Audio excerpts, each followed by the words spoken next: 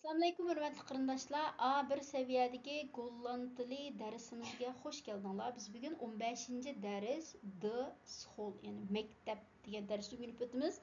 Bugün bizə bu dərs arqalıq müş Golland dilinki ma'rif sistemasi to'g'risida qisqacha bir tushuncha o'rgan. Menimcha muhim bir tekstkan. Agar bu tekstni masalan hozirgi til o'rganish saviyangiz A2 bo'lsa-mu, lekin Gollandiyaning ma'rif sistemasi to'g'risida qisqacha bir tushunchaga ega bo'lay deydigan har qanday odam anglab qo'ysanglar ziyni yo'q deb o'ylayman. Ma'qulmsa darsimiz kelaylik. Rob is 7 jaar, yani Rob 7 yosh. Hij zit op de basisschool, yani o boshlang'ich maktabda o'qiydi. Hij zit in groep 4. O 4-sinfda o'qiydi. Meyadagi men zit degan asli zittin deganning o'ltirish degan ma'nosi bor-ku, lekin gollandchada mushta zit deganni mushta boshlang'ich maktabda o'qiydi, o'rta maktabda o'qiydi degangimi mush zit degan fe'lni ishlatamiz. Ham bu yerda biz o'ltirdi deb emas, o'zimizning tilimizda adabiy tarjima bo'yicha o'qiydi deb tarjima qilsak bo'ldi. Shu yerda u boshlang'ich maktabda o'qiydi, 4-sinfda o'qiydi. Yani we gaan naar de basisschool. Yani we gaan yani kimler? Ma cümleninki xəbəri xan deb köplik olğaçqa masalda we degəndimi kimler deb tərcümə qılımız bu yerdə. Yani başlanğıç məktəbə kimler barıdı? Alle kinderen van 4 tot 12 jaar. Yani həmmə balalar 4 yaşdan 12 yaşqacha bolğan həmmə balalar van totdan gıcaq. De jongste kinderen zitten in groep 1. Yani de jongste kinderen, yani en küçük balalar demekçi miyada mavu ilqisbatlarning oshirma darajasi xuddi bizning tilimizda kichik, kichikroq, en kichik, cho'ngroq, eng cho'ng deb mushta 3 darajaga bo'lamiz-ku.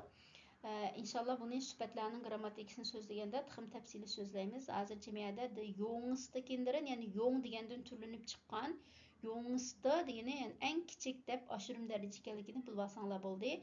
Yani en kichik balalar zitten in groep 1 birinchi sinfda o'qiydi. In groep 8 zitten de oudesten, yani 8-sinfda yoshga cho'ng balalar o'qiydi. Siz zijn 11 of 12 jaar, yani ular 11 yoki 12 yosh. De kleinsten spelen vooral en zingen en tekenen. Meyadagi kleinsten deganmi, yani o'xshashlam aşırma daraja, yani klein degandan kelib chiqqan klein, kleiner, kleinste. Yani en küçük balalar, yani kichiklar asasen vooral asasen o'ynaydi, naqsh o'qiydi, rasm chizadi. De oudere leerlingen, yani cho'ngroq balalar, endi mana silishtirma daraja, mana oud degandan kelib chiqqan oudere, yani cho'ngroq demekçi, yani yoshga cho'ngroq o'quvchilar leerlingen leren natuurlijk heel veel. Albatta jiqqida narsalarni o'rgandi deydi. Sie leren lezen, yani ular o'rgandi nimani lezen o'qish, schrijven yezish, rekenen hisoblash, yani o'qishni, yezishni, hisoblashni o'rgandi deydi. Ik ga elke dag naar school, yani men her kuni maktabga boraman, maar niet op woensdagmiddag, lekin çarşamba tushdan keyin emas. Gollandiyada odatda jiq boshlang'ich maktablar çarşamba tushdan keyin orom oladi. Lekin ba'zi boshlang'ich maktablar unda çarşamba tushdan keyin orom olmay soat 8:30 dan 2 gacha biroqlam o'qiydigan maktablarmi bor. Buni endi maktablar o'zining ahvoliga asosan o'zi bekitsa bo'ladi-ku. Dan heb ik vrij, yani dan vaqtda heb ik vrij. Vrij degan shu bika, men bo'sh demekçi. Bu vrij degandan keyin mushta ik bin vrij deb, yani boshqa ishim yo'q, men bika degangim keladi yoki yana bir ma'nosi ik bin vrij deb ilqimda men bo'ytoq degangim keldi. Meestal bringt mijn moeder me. Meestal, yani ko'pincha ahvollarda brengen bizga olib berish, meni, yani ko'pincha ahvollarda meni onam olib bordi deydi. We gaan op de fiets, yani biz velosiped bilan boramiz, op de fiets. Mijn vader haalt me, yani brengen, olib berish, halen, ekilvilish. Dadam meni ekildi 3:30 saat 3:20da. Mein Süßchen van 3, yani benim 3 yaşlıq singlim Süßye hat narda crash, yani 3 yaşlıq singlim yesliga bardı. Ma crash degan ma so'zmi fransuz tilidan kelgan bir so'z o'g'achqa, işte fransuzcha bir xil talaffuz qilingan crash debchu. Die halen we om kwart voor 4, yani die singlim demekçi, halen we biz onu alamiz. Kwart voor 4, yani 3'ten 45 minut ötgende onu ilip alamiz deydi. Tekstning davomi en na de basisschool, yani başlangıç mektepten keyinchu deb başlangıç mektep hozir 4 yoshdan 12 yoshgacha 8 yil o'qiydi dedi-ku. Undan keyinkisini hamda dan kist iedereen in opleiding, yani dan vaqtda undan keyin iedereen her kim kist tanlash kiezen bir opleiding, yani her kim bir o'qishni tanlaydi. Die keuze is niet makkelijk, yani bu tanlash oson emas. Nemişik asan emas degende Gollandiyada qanda desanglar başlangıç mektepninki 8 sınıfıda 8 sınıfıdalam qaysi türdeki o'ttir mektepte o'qiydiganligini talaydi. Gollandiyada 3 xil o'ttir mektep var. Yani bizning vatanda to'liqsiz, to'liq o'ttira deb 2 xil o'ttir mektep var. Lekin Gollandiyada o'ttir mekteplar 3 xil, yani VMBO deydi, andan HAVO deydi, andan VWO deydi. Yani VMBO degan kasbiy ma'rifga tayyorlik o'ttir maktabi deb bu odatda 4 xil saviyada bo'ldi. O saviyaga asosan 1 yildan 4 yilgacha davomlashadi. Bu maktabni bitirib chiqqanlar shu MBO kasblarni o'qiydi. Yani MBO degan xuddi bizning vatandagi o'ttir texnikum, kasbiy texnikum, Zhongjuan, Dazhuan deganga mos keldi. Ondan ikkinchi xil turdagi o'ttir maktab HAVO. Bu yuqori darajadagi kasblarga tayyorlik qilish o'ttir maktabi deb, bunda o'ttir maktab 5 xil bo'ladi. Bunda o'ttir maktabni bitirganlar masalan o'qituvchilik, o'qituvchilik, ondan yana qanday kasblar, bakalavrlik unvonida bir qancha kasblar borku. Shunaqroq kasblarda o'qiy oladi. Ondan 3-chi xil o'ttir maktab VWO deb, bu rasmiy akademik saviyadagi o'ttir maktab deb. Bunda o'ttir maktab 6 yil bo'ladi. Bunda o'ttir maktabni bitirganlar shu doktorlik, advokat, sotchi degandek işte tixinbekchiq o'qish nima qiladigan yuqori saviyadagi tadqiqotlar bilan shug'ullanadigan shunday kasblar kirib o'qiy oladi. Shunga the ko'z is net makkalik, yani bu tanlash oson emas deb, ya'ni 8 sinfdagi 12 yoshga kirgan boladan qaysi nimada o'qig'ing bor deb shunda tanlashni natijasiga asosan tanlaydi. Shunga oson emas demakchi. Maar in groep 8 is eerst in toets. Lekin 8 sınıfta aldılan bir imtihan var deydi. Die bepaalt voor individual ya keuze.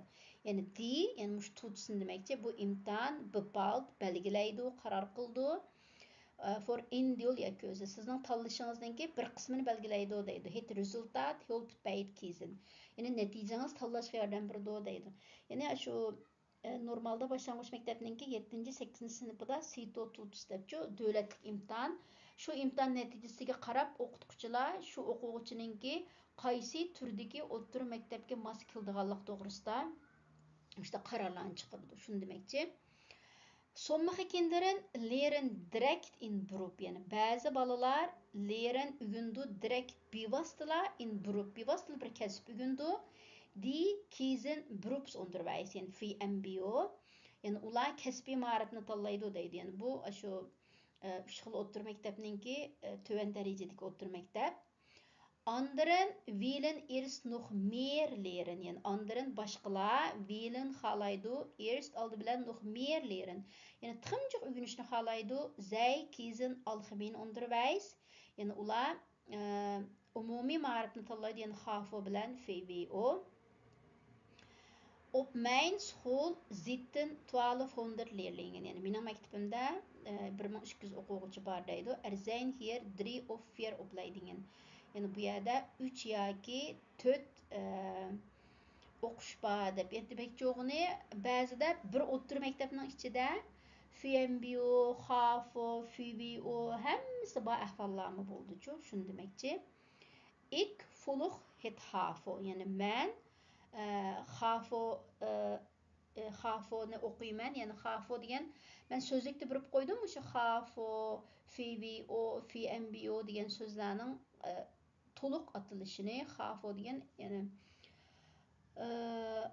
Hoch Allgemeine Voorbereidende Onderwijs deb, yani yuqori darajadagi kasblarga tayyorlik qilish ma'rifi demekçi. Dat duurt 5 jaar en u 5 yıl davomlashadi deydi. Ik zit nu in de eerste klas. Yani men hozir birinchi yillikda o'qiyapman. Nog 4 jaar dus. Yani şuna 4 yıl bor. Alles goed gaat. Yani agarda hamma ishlar joyida bo'lsa, hamma ishlar yaxshi bo'lsa. Yani demek çoğunu bu yerdimi öyle sınıf kap kılış bağcı. Bizim vatanda batığı eğer imtihanlarda ötenmeye kap kalsa, hem pende ötenmeye işlep kap kalsa uçakta sınıf kaldırıp koydu. Şunu demekçi. Şu yani hem işler cayda olsa yani 3 yıl badaydı. Eğer cayda olma yaxşı okumaya kap kalsa uzuraydı diyen gap. Daarna ga ik naar de politieschool. Yani daarna onun denkin ga ik naar de politieschool. Men sakçı mektepke barmaya deydi. Want ik wil politieagent worden. Çünkü mening sakçı oğlum var deydi. Yani tekisimi şu. Men sizlarga endi mush gollandiyning ma'rif tunishtirilgan kichik bir rasmni keldim. Yani avval bazis forming deb boshlang'ich maktab 8 yil, uning keyindan andin FMBO 4 xil saviyada FMBO, BBL, XL, KBL, TL debçi. Ondan ikkinchi xil o'rta maktab HAFO, bu 5 yillik o'rta maktab, uchinchi xili FBO 6 yillik o'rta maktab. FMBO'dan keyin shu mesela FMBO, BBL'ni o'qiganlar, uning mos holda bir kasb, hammasining o'zining mos keladigan kasblar bor. HAFO'dan keyin ho'xir Berufsunterwijs, yani yuqori darajadagi kasblarga FBO'dan keyin rasmiy vetenskaplik deb, yani akademik seviyadagi deb, doktor, sochi bu deganda kasblar demakchi. Gollandiyada masalan palani doktor yoki balla doktori, tashqi kasalliklar doktori degan bir nomni ilib chiqish uchun 10 yildan 12 yilgacha ketadi. Masalan bizning vatanda 5 yil tibbiy universitetda o'qisalam doktor bo'lib chiqadi, lekin Gollandiyada unday emas. Shu balla doktori işte bir nomni ilib chiqish uchun eng az deganda 10 yildan 12 yilgacha o'qiydi. Shunga buni vetenskaplik, yani akademik xarakterdagi ma'rif deydi. Masalan Gollandiyada doktor bo'lib chiqqan odamlarning hammasininki doktorlik unvoni bo'ldi. Yani o'qishlarning bakalavrilik, magistrlik, doktorlik deb unvonlari bo'ldi. Shu unvonlarga asosan o'rta maktabning saviyasi, oliy maktabning saviyasi har xil bo'ldi. Ondan Gollandiyada yana special onderwijs deb, yani alohida ma'rif deb, masalan ahli iqtidori to'van bolalar va yoki ba'zi bir miyib boshqa sabablar tufaylidan normal maktablarda o'qiy olmaydigan bolalar uchun ham shundoq special onderwijs, yani alohida ma'rifmi bor. Endi bu so'zlar tekstdagi bunu o'zinglar ko'rib olsanglar bo'ldi. Men buna FMBO, HAFO, FBO, MBO, HBO, VO deganning hammasininki cho'qim sizlar jiq anglagan, lekin hammasininki bularimiz qisqartirilgan atalg'ularchi MBO, FBO degan. Yani asli nimasini qancha yillik hammani yozib qo'ydim. Şu bunu özünlər ko'rib olsanglar bo'ldi. Bugungi darsimiz mush yerda oxirlashdi. Ma'qulamsa keyin qitimliq darsimiz ko'rishaylik. Aman bo'lg'aysizlar.